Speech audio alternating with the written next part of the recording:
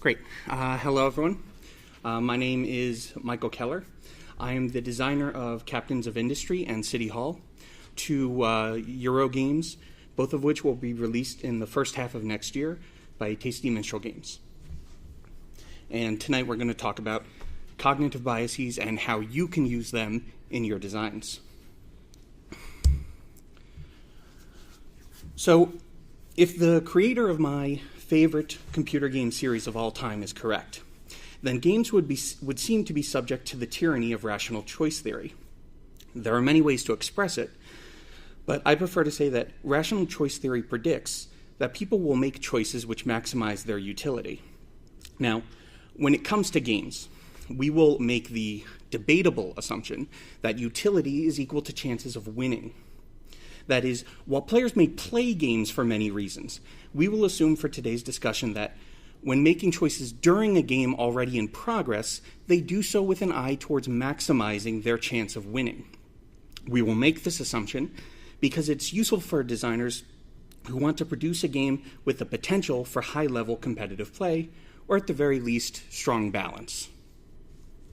Now, this means we can spot balance problems in our games by asking what will happen if our players were perfect robots who always make the best moves possible.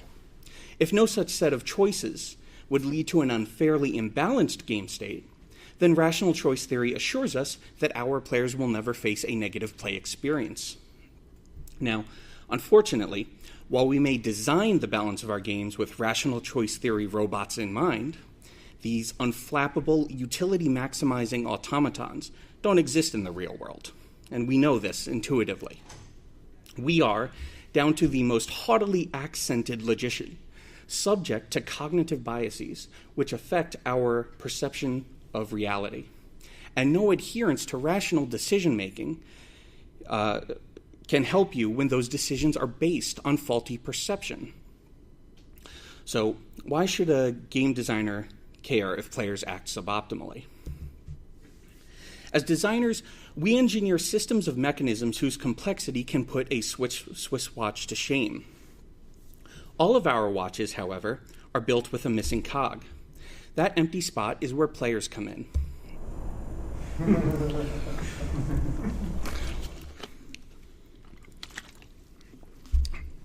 We rely on each player to push the game forwards, not just for their own sake, but for the sake of their opponents who want interaction.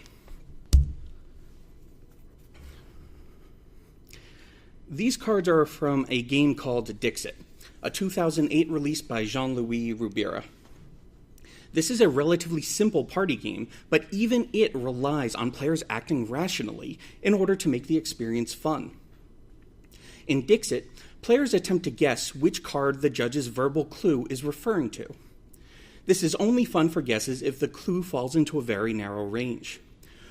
Too vague, and the players become frustrated. From this example, you could not guess which of these cards belong to the judge. Sorry. Right? But on the other end, if the clue is too obvious... All right, I screwed up the order of my slides. If the clue is too obvious, it's also no fun. The game only works if the judge makes it Goldilocks right. Just in the middle. So, the designer of this game created a point structure in which the judge only scores, increasing his or her utility, if at least one but fewer than all of the other players can guess correctly. This scoring system perfectly encourages the judge to craft clues of the correct difficulty. This is a genius system which puts other party games to shame for lazily relying on people playing in the spirit of the game. But however genius this system is, it still relies on the judge having an accurate perception of reality. If a rationally acting judge consistently misperceives the difficulty of the clues, the game will still break down. Now, cognitive biases are what stand between a player who wishes to act rationally and their ability to actually do so. and therefore are a key consideration when creating not only your game's mechanics, but also its graphic design and rules wording. Let's get to some examples.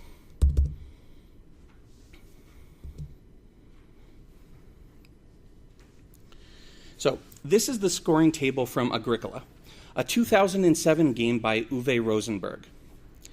In this game, players build farms and score points at the end of the game based on how many of various categories they own on their farms. Has anyone here played Agricola? Okay, can any of you tell me what's wrong with this picture? What's wrong with that picture is it's zero-centered for failing to contain a specific resource, whereas in reality it's negative points, I believe. And the loss aversion means that people are terrified and they have to grab they are afraid of losing that 1 point, even if they could do something else that would get them 2 or 3 points by making another decision. That's correct, and you saved me a paragraph. So this on the right is the real scoring table.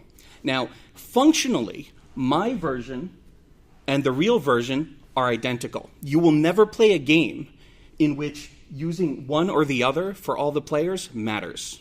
The scoring differential will always be the same. However, because, as you correctly predicted, why did the designer do this? My guess is that, without any actual knowledge, the designer's goal was to encourage players to build a diverse farm. Often in Euro games where there are many paths to victory, you will see players clump around 2 or 3 paths and just hammer them for points. But the designer didn't want that. He wanted to see players do at least a little of everything. And so, Is that the same image twice? No. 0 points minus 1 point. And so even though using my version would actually simplify the table because you could just lop off the first column and make it simpler for players, by using the -1 default version, the designer subtly encourages players to diversify their farms without actually having to change the mathematical balance of his game. And so this is so you can see how we can take advantage of cognitive biases. You know, if he actually had to increase the points for diversification, that would alter the balance that he might think is already perfect. But this is just a psychological incentive. Also, one other little aspect on I love Agricola. It also forces you, getting that 1 sheep, 1 boar, 1 cattle is disproportionately difficult. So it causes more challenge through the entire system. Right. The designer wanted you to do something that is hard, that is naturally hard. And so not only does he create a point structure with diminishing returns, but also uses the psychological bias of loss aversion. So it's this kind of opportunity is what we should be looking to exploit with our designs. It gets us something for nothing. We gain a little bit of an edge on the players without actually having to hurt our games to do so. Now, these biases are powerful enough to be used by people who want more than to provide wholesome family fun on a Norwegian farm. If you've been to a casino, you might have seen one of these signs at a roulette table. A spin of the roulette wheel is supposed to be completely balanced odds of any particular result occurring. Casino roulette wheels are manufactured to exacting standards to ensure that no bias of any kind exists, because if it did, players could take advantage and the casino would lose money. However, this is at odds with the history display that they put up. The only reason to care about the history of a roulette wheel is if you believe that past spins will affect future ones. Why would the casino put something up that helped people cheat at the game? The answer is, of course, that it doesn't help people. The casino is taking advantage of a couple of different cognitive biases. The first is the appropriately named gambler's fallacy, in which a person mistakenly believes that successive, independent, probabilistic events affect each other. If you saw a roulette history wheel with 10 red numbers in a row, you might think to yourself, obviously a black number is due to happen soon. I should bet on black. Alternatively, the person next to you might be suffering from clustering illusion and think, it keeps landing on red, so the next one's sure to be red. These views have completely opposite conclusions, but both are wrong. The casino is helping you to dig your own grave by making you think you have extra information, encouraging you to wager more. We're not casinos, right? No one here is a casino? If you are, get out. Only on weekends. But we can employ this to make our games more fun. If you have dice in your game, find a way to let players organically track the results of those rolls over the course of the game. Doing so will make them feel they have a false insight into the game, giving them a greater emotional connection, because people have a greater connection to things they feel are under their control. So even though the dice really aren't under their control, giving them a history, some people will be fooled into thinking they do, and they'll be attached to the game. Yes? On a related note, force them to leave the die that has been rolled on the table. So everyone is looking at that result until you get to roll it again. So now this is a part of the prototype of my own game, Captains of Industry. In this game, players produce goods and place them on these markets for sale. When doing so, they indicate the price they're charging for that good with a marker on these pricing tracks. A design goal of mine was for there to be no correct price for any good. 2 years ago, here at Metatopia, I had a playtest where the price of the good averaged 1 and never got above 5. Later that same day, I had a playtest where the average price was 7 and never dipped below 3. I didn't change a single thing about the game in between those two tests. So what happened? This was an illustration of the anchoring effect. People have been shown to irrationally value things based on whatever number they most recently heard. For example, a group of people were asked to write down the last 2 digits of their social security number on a piece of paper, then to guess at both the retail price and the price they would pay for various goods. Now, can anyone guess what happened? People with lower numbers say lower, people with higher numbers say higher. Absolutely. Even though the last 2 digits of your social security number are effectively random and should have no effect on how you value things, we saw there was a correlation found in the data. So in my game, the disparate results happened because of the first player in each game. In one game, the first player placed the first good produced at $3. In the second game, the first good produced was priced at $7. Since no one at either table had ever played the game before, everyone latched onto what they saw the first person do and came to think of that as the right price, even though they knew there was no good reason for the first player to have chosen that price. Players who deviated from that price were quickly punished by their opponents for doing so through the interactions of the game. If your prices tend to be off kilter, you lose out on sales opportunities. So, if you want to make sure to avoid wild swings in player valuation based on randomness that doesn't occur in your games, make sure to plant subtle hints in your demo, your rulebook, and your graphic design to plant numbers in the players' heads before they make a valuation decision. Was there? Okay.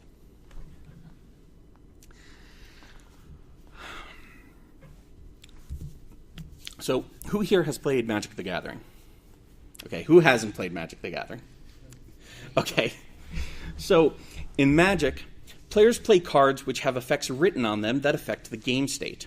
However, about 40% of the cards players play with have no text on them, save for a title. These are the basic land cards and serve solely as resources to play real cards. Richard Garfield, the games designer, has said in an interview that he doesn't like land cards. In addition to being boring, there is a chance that a player draws too few or too many of these resource cards and is therefore unable to play the fun cards. Simple design. You want them to play those, not these. So this is widely considered to be a design flaw in the game, even by the game's own creator, and further games have avoided that. However, this mana screw, as people call it, does have one positive side effect. it enables self-serving bias. Self-serving bias is the tendency of people to overestimate their responsibility for their successes and underestimate their responsibility for their defeats. Now, in Magic, this bias allows players to blame losses on an unlucky shuffle while still taking 100% credit for each and every victory over every opponent, no matter how obvious it was that the opponent couldn't do anything from luck. Now, this encourages relatively unskilled players to keep playing, because it gives them an inflated sense of their abilities, and people like to think they're good at things. If someone thinks they're continually bad at something, they'll give it up. The player has more fun winning and feels less bad losing because of the self-serving bias introduced by the luck of drawing from a deck. Yes? One additional bias in there is it drops the chance of getting the fun card. So scarcity, so therefore it's more fun. Can you rephrase this? So self-serving bias is overestimating the responsibility of success? You overestimate your responsibility for your successes and underestimate your personal responsibility for your failures. If you win a game, you think it's because of your skill. If you lose, you think it's because you got screwed by luck.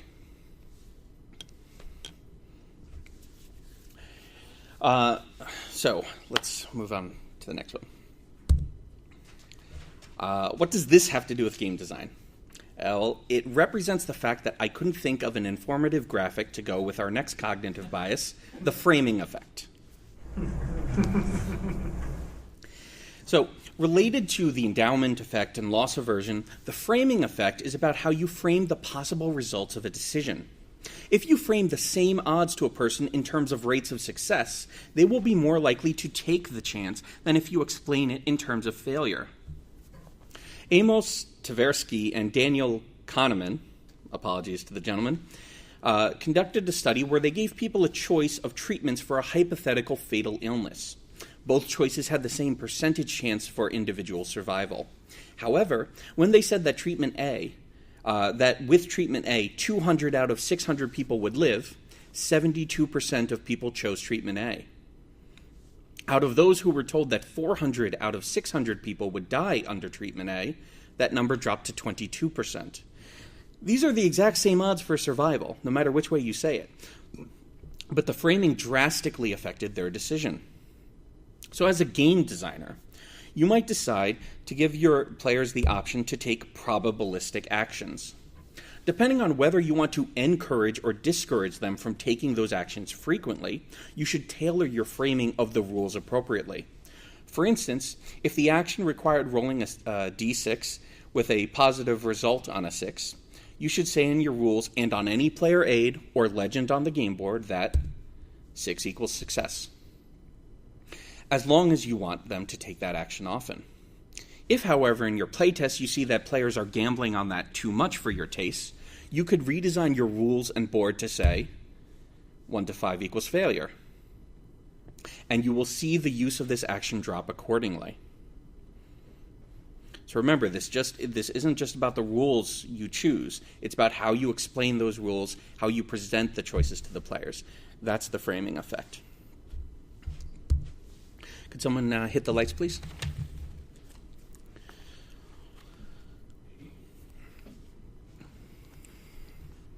So at this point, I ran out of slides, but there are a few more I'd like to discuss, unless someone has a question on the ones we've covered already. Okay.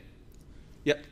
I was just going to say, for the last example, so you choose 6 equals success, changing it to 1 to 5 equals failure. That's just to deter people to roll. Right. If you tell them 1 to 5 equals failure, they will use it less often. They will take that action less often. So what are some of the other things we can use? So there's the decoy effect. Now the decoy effect is probably my favorite. So The Economist magazine. So they have a print version and a web version.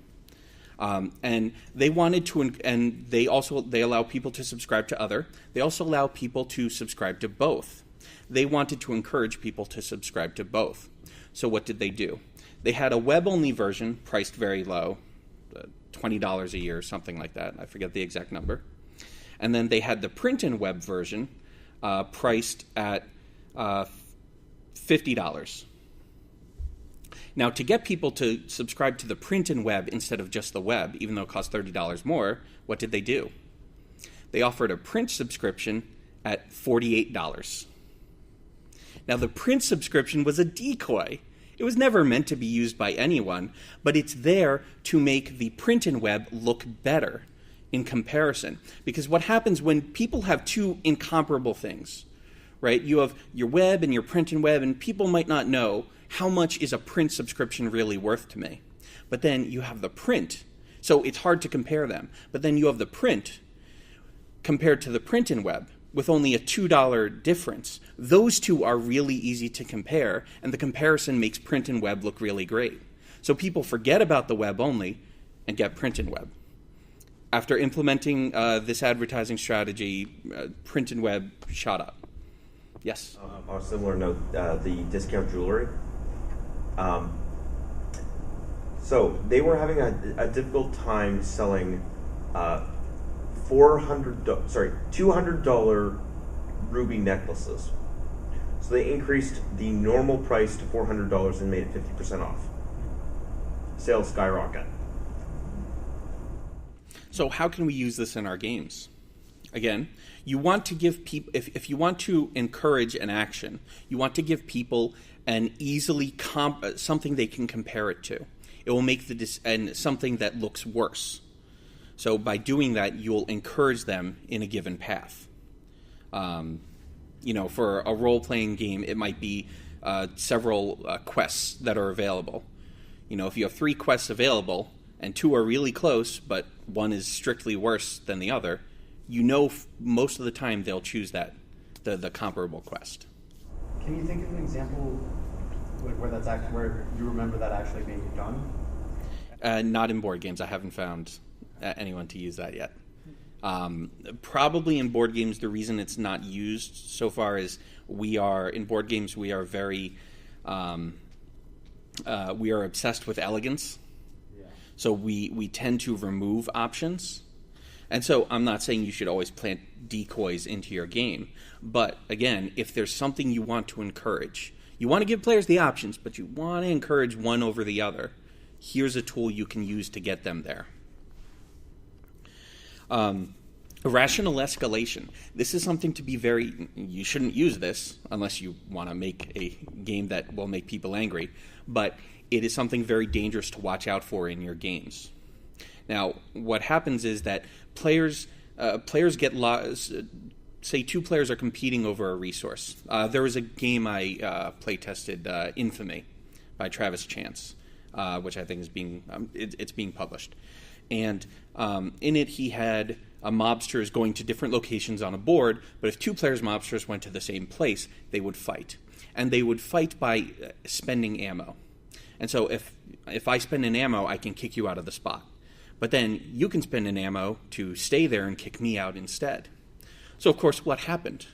Well, I spend an ammo to kick you out because it's worth 1 ammo to kick you out. It's I've done the math and it's worth it. But the same thing applies to you. It's worth 1 ammo to kick me out. So you spend an ammo. Now it's back to me.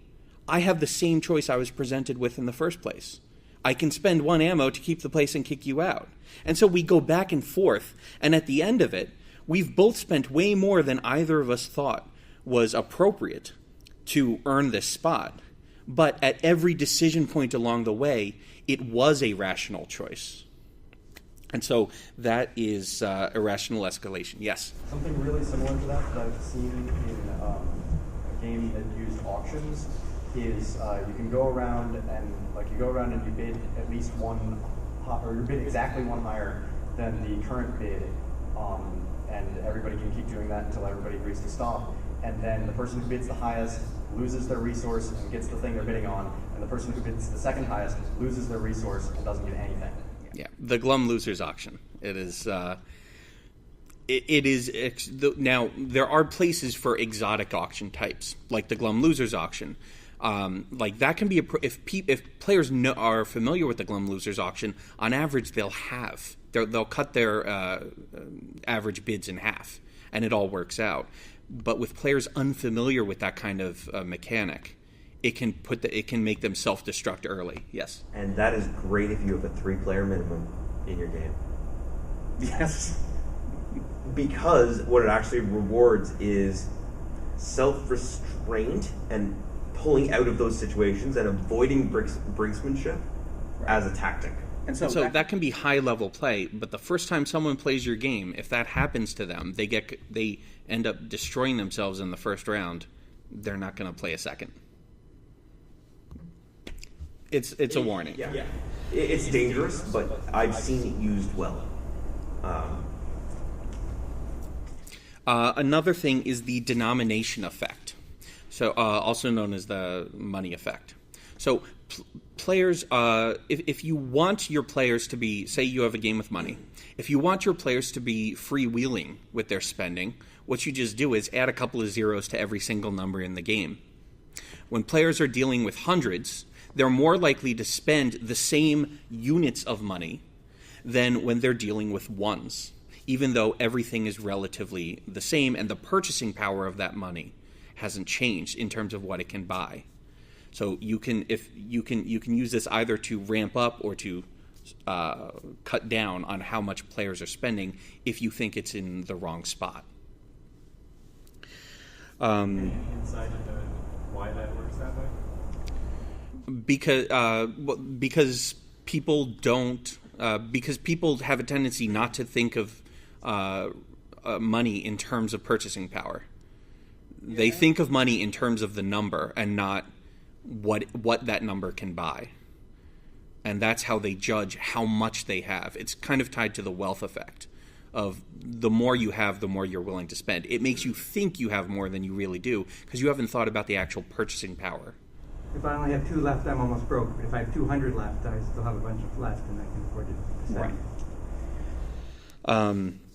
And I say that even though I hate games that do that. I just prefer divide by 10. But also, just the arithmetic becomes trickier when you add a couple of extra zeros. Right. Yeah. You have to multiply by 5. How many places am I at? But if you find players are too stingy with their money, you can use this. What time is it? 35. Okay, great. We have time. Next is hyperbolic discounting. So and this actually affects people in real life a lot, is we tend to discount the future far too much.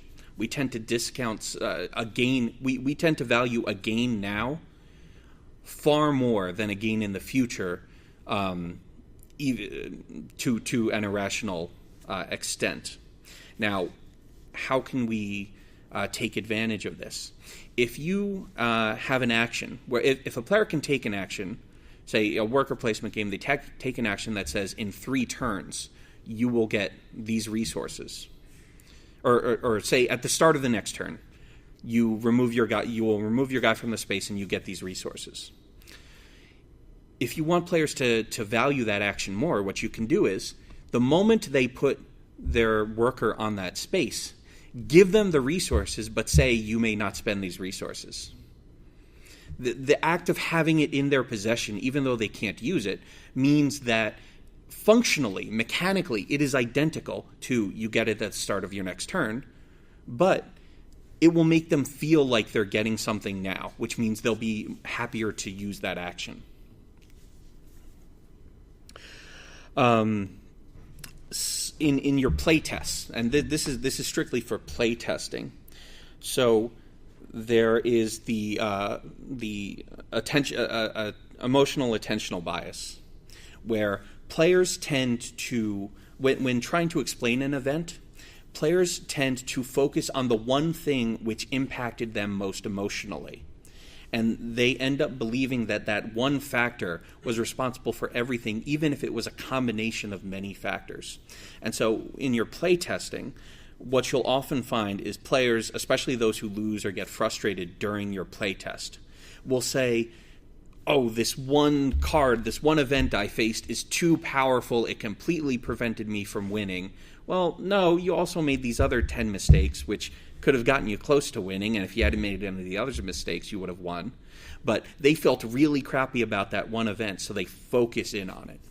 Now, the question of what to do about this attentional bias is difficult to answer because, just one second, because once the game gets out into the real world, actual players will experience this, and you won't be there to tell them they're wrong,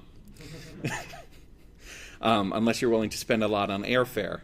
Now, and you shouldn't tell them they're wrong. We should, as game designers, not presume that people are wrong when they feel things about our games. It should be our goal to craft our games in such a way that they feel better about them.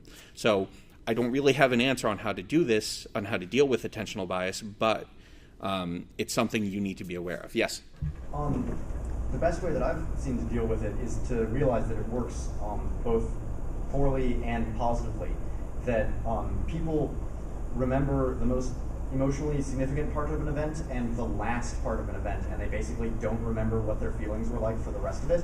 So if you can make your game end in a cool way and have at least one awesome thing happen during it, then even if the rest of it is kind of boring, people will remember it as being awesome. That's true. Yes? This is something partially coming out of the RPG portion, but there's a lot of ways that things in the vein of theme and whatnot can be leveraged to change player emotions going into the game, which will then cause that effect in a positive way as well. You have an example? Kids really enjoy Candyland. Why? It's candy. That's an excellent point. Right. So if you're making a sequel to that train game, you might not expect players to react positively to things. Right, or Fiasco versus D&D, right? Yep. If your character dies in D&D, you're bummed. If your character dies in Fiasco, you're like, that was awesome. You totally had that coming. Eaten by werewolves. penguins. Hey, this game is named Fiasco. It's about bad things happening. That is the It's win condition. spectacular. A fiasco. So there's if you have are people everyone's familiar with blackjack, and there's a certain scenario where you can buy insurance, where you can hedge your bet against the house. Now there are ways you can. So we all have risks in our games. You know, if you have a fighting game and you're planning on making an attack, you think about the risk of, in a counterattack, am I going to lose my unit? Now, you can offer risk mitigation effects, such as like armor, which will, cut the game I just tested. Armor cuts damage in half, so it's a risk mitigation effect. Now, in creating risk mitigation effects, remember that people have an enormous bias towards zero risk mitigation, meaning that if someone will pay more resources to reduce a 5% risk to zero, then they will to reduce a 75% risk to 10%. Just because there's a boundary effect. With all numbers, especially zero, and so if you offer them something that will reduce their risk for a particular action to zero, they will pay more highly for it than they should. And finally, I'd like to talk about yes. Real quick, what was the name of that effect you were just talking about? The zero risk bias. zero risk bias? And finally, I would like to talk about risk compensation. So, when you see players taking risks that, for instance, in an RPG, they go into dungeons that are higher level than they should, you might, as a designer, have a knee-jerk reaction to just reduce the risk of everything, so that they don't get killed as often, right? So you make every level dungeon 10% easier. But there's a bias called risk compensation effect, where people will find the level of risk they're comfortable with. So if you reduce the dungeon danger by 10% on every dungeon, they'll just go to the dungeon that's now has an equivalent risk to what they were going to before. So this is something that might stymie your ability to balance your game, is that players will find a way to take the risks they want to take, even if you try to protect them from it. Okay, that is the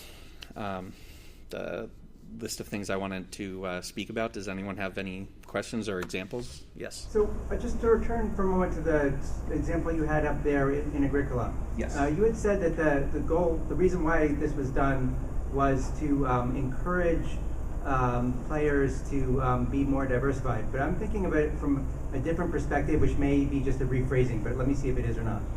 The way I see it, it's more a matter of rewarding players who aren't influenced by who see through this bias, who see through this loss aversion, and don't irrationally diversify to too great an extent. And so it's in some sense, it's a part of the challenge of the game. You have to put obstacles in front of the players in order to make it challenging, in order to make sure the skilled players have an advantage over unskilled players, because otherwise everyone feels like they're just rolling a die and seeing who wins. Okay, so you agree there's a cognitive bias in effect, but the cognitive bias is intentionally put there to create a challenge, a skill differentiator. Less skilled players to play suboptimally, so the skilled players have an advantage over less skilled players. If that really is the reason, if he put that in there intentionally as a skill differentiator, then my hat off to him. He's a much smarter man than me, and that's probably true anyway. I know that was a deliberate design choice made in 3rd edition Dungeons and Dragons. They called it rules mastery, and they specifically made very bad options that and gave them sort of nice sounding flavor and put them in order to make it so that somebody who understood the system better could create a more powerful character. The other thing they did that was particularly brilliant was so they made their system unnecessarily complex for the specific reason that there sunk cost. Did you discuss sunk cost fallacy? We touched on it with the escalation effect. Right. But it was a sunk cost fallacy. So you spend 20 hours learning how the system works. Now you're never going to give it up, and you'll keep playing for years and keep buying every supplement because you've already put in your 20 hours. That's deeply evil. Yes, it really is. On a related note, they made millions of dollars. Fair enough. Anyone else? Yes. Sorry, I'm talking way too much. I apologize. No, please save me that. There was something very interesting in some psychology research that I read of, which indicated that pretty much our decision making is emotions followed by rationalization of our emotional decisions. It's an emotion first, which is why I try to focus my designs on creating the emotional landscape so that everyone slides downhill in the correct to make the decisions I'm aiming for. And that's actually a great point. So in thinking about, remember, your balance isn't just about the actual mathematical balance. It's about the perception of that balance, and your emotional state can affect your ability to perceive it.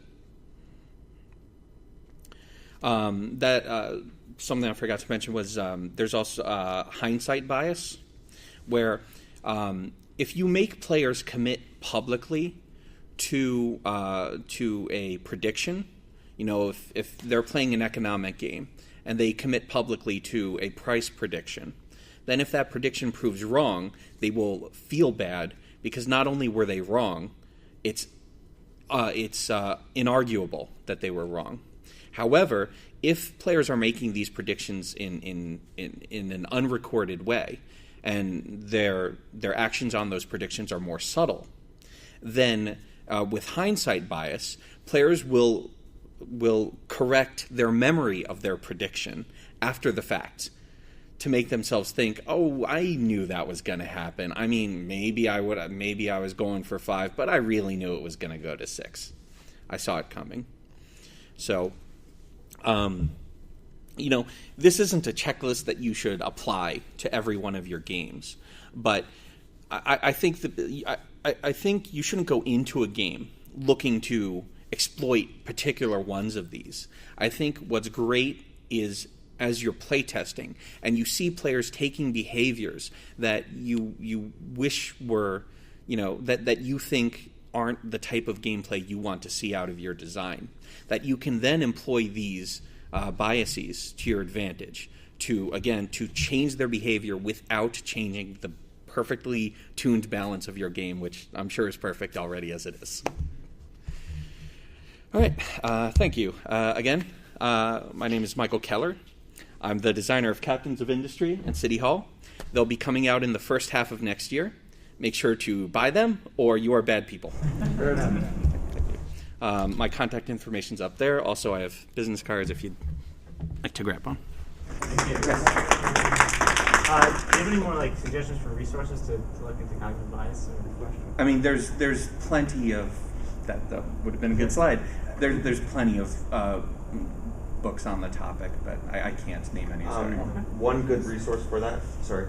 Go ahead. Search for the podcast Game Design is Mind Control. Game designists. Game design is mind control. Oh, game design is mind control. Presented by Luke Crane and Jared Sorensen. They're role-playing game designers. It's a game design biases discussion of about an hour. I have it on my website, genesisoflegend.com, on the RPG design panel cast. I have a few things that are RPG, some that's RPG, some that's just general game design. It's a very entertaining listen too. Yes, it is hilarious. I'm sure. Oh, also, Jared Sorensen and Luke Crane.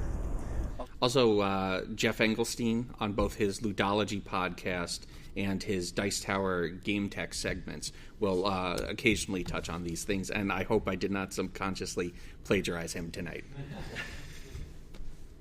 Jeff Engelstein, Geoffen, I never know how to pronounce it, Gelstein, IE, something.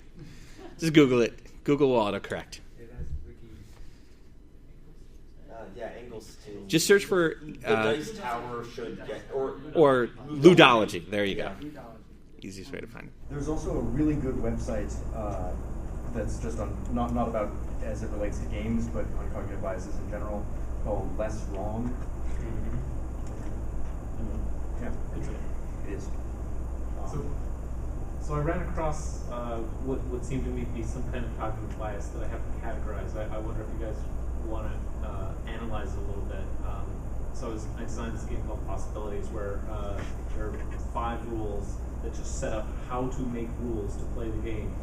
And originally it was, the default rule for winning was whoever gets to 100 points first wins. And I assumed that it didn't actually matter what that number was, because players would just, okay, we need 1,000 points. Let's make bigger things that earn us points bigger. And it's 10. Let's make things. But what I found was the players didn't do that, or they didn't do it nearly enough, and that there actually was a correct number that I needed to set that default value to. Because if it was too high, then they would just continue to say this card earns you 1 point, regardless of how high we need to get, how many points we need to earn. Or a big card would be 5 points. And it was like, okay, I actually have to figure out what numbers people are willing to put on cards, and figure out what the default score should be. I have no idea what the bias is there. So I think that's anchoring effect. Anchoring effect you could use to get there is by planting suggestions in their mind. On your in your rules or on the cards themselves, write example 10. Right, so you could use the anchoring effect to try and push them to play to the different scale. But I'm still curious, why that was necessary in the first place, right? That sounds to me like scope insensitivity, which the classic example of that is you go around asking people oh, there's this wetland, there's 2,000 endangered birds that live there and it's going to get paved over. How much money would you donate to save the wetland? And they're like, oh, $50. They're like, okay. And then you go ask a bunch of other people. There's this wetland. It's going to get paved over. There's 200,000 birds that live there, and they're all going to die if it gets paved over. How much are you going to pay? Like, $50. Yeah. And if you ask the same person, they will not ever multiply their number by 100. They will add 5 to it.